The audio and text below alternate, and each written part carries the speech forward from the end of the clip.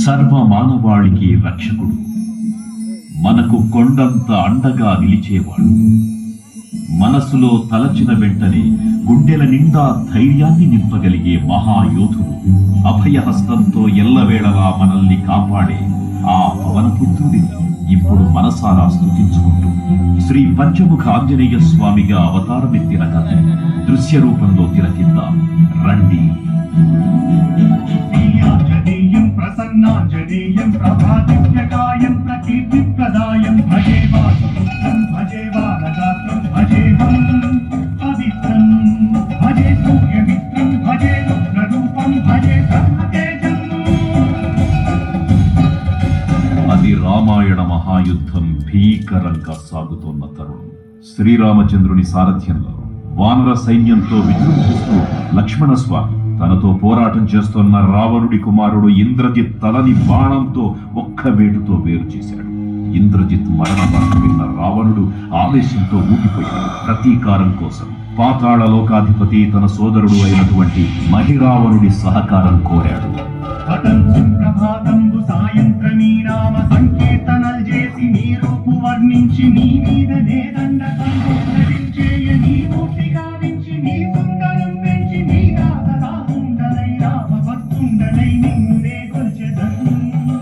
నీ కటాక్షంబునం చూచితే వేడుకలు చేసితే నా మొరాలించితే నన్ను రక్షించితే. తంత్ర విద్యలో ఆరితేరిన మహిరావణుడి దాడి గురించి విభీషణుడి ద్వారా ముందుగా తెలుసుకున్న హనుమంతుల వారు తన ప్రభువుల విశ్రాంతి మందిరానికి కాపలా ఉండగా ఆ దుష్టుడు లోపలికి ప్రవేశించడానికి పలు ప్రయత్నాలు చేసి చివరికి మాయోపాయంతో విభీషణుడి రూపం ధరించి మందిరంలోకి ప్రవేశిస్తాడు. నిద్రిస్తున్న రామలక్ష్మణులను అపహరించి పాతాళ లోకానికి తీసుకుని పోతాడు. అంజనాదేవి గర్భాన్వయా దేవ నిన్నెంత వాడన్ దయాశాలి వై చూచియున్ దాతవై చూచి శస్కరన్ నిల్చియున్ తొల్లి సుగ్రీవకు మంత్రి వై స్వామి కార్యార్థమై ఏగి శ్రీరామ సౌమిత్రులను చూచి వారిని విచారించి సర్వేసు పూజించి ఎవ్వారు చుంబంటు గావించి వాలిని సంపించి కాకుసతిలకుంటు పాదృష్టి వీక్షించి కిష్కింధకే తెంచి శ్రీరామ కార్యార్థమై లంకకే తెంచియున్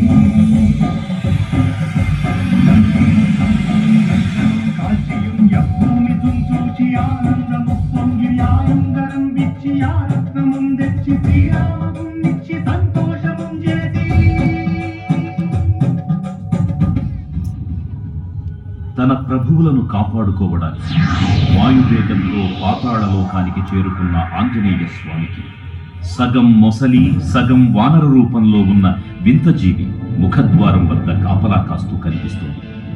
ఆ జీవి మకరధ్వజుడు అనే తన పుత్రుడని మహాసముద్రాన్ని దాటుతుండగా నీటిలో పడ్డ తన వేదవిండు ఒక మొసలి గ్రహించడం వల్ల జన్మించాడని తెలుసుకొని ఆశ్చర్యపోతాడు హనుమంతుల వారు. తన పుత్రుడిని యుద్ధంలో ఓడించి పాతాళ లోకంలోకి ప్రవేశిస్తాడు.